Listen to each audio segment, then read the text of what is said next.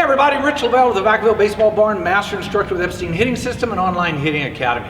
If you haven't done so already, subscribe to the channel, hit the notifications button for all future videos, and if you like it, share it with everyone you know.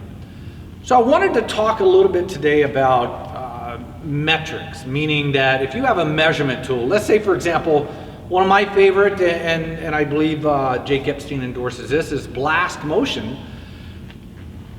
Very thorough, and the people that work with blast are fantastic.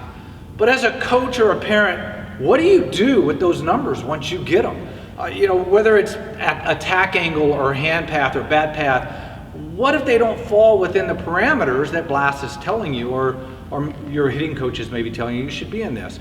What do? Well, it boils down to this, and we've always believed in this. You might be able to recognize what's wrong with the player or what the swing fault is, but if you don't know how to fix it, it doesn't matter what type of metric you have, it doesn't matter what type of video you use, it's all for naught if you don't know how to correct that. And that's the one thing, and this may turn into a little bit of a promotion for Epstein Hitting. Obviously, I'm an Epstein guy. But that's the one thing that Epstein has always, in my opinion, has been out front of everyone else. That they understand not only what's going wrong in the swing, but how to correct it after that. And I can tie this into a little bit of a real versus feel type video.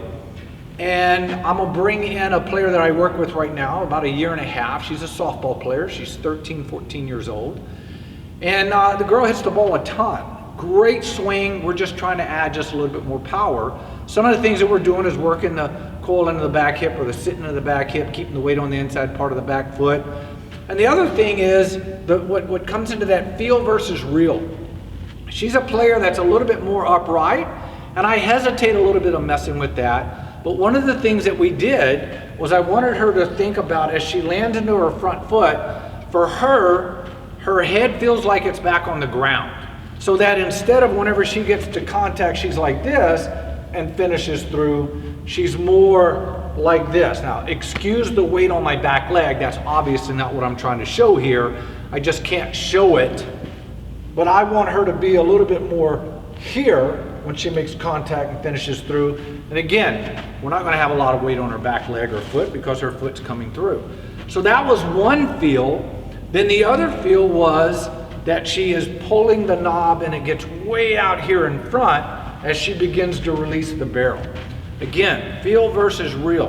What are we trying to correct? I'm not really trying to correct much. What I'm trying to do is add something to her swing. Just a little bit more pop, a little bit more power. That's kind of putting all this back together. If I've got some metrics on her that show her hand and bat path are pretty good, all the other metrics line up. Now I'm just trying to add a little bit of power. What do I need to do? I know I need to create more ground force. What's one of the ways that I can do that? More pressure into the front heel. How do I get that? Maybe adding in a little bit more tilt to her. It's just those things that we can add to the player without taking anything else away, and then making them a better hitter based on what we see in the metrics. But it boils down to this. Do you have a system? Do you have a way of correcting or adding to your player's swing that doesn't hurt them? Hope that helps you out. If you have any questions or comments, leave them below. Don't forget to hit subscribe, notifications button, share it with all your friends, family, friends, and coaches. I think I said friends twice. Have a great day.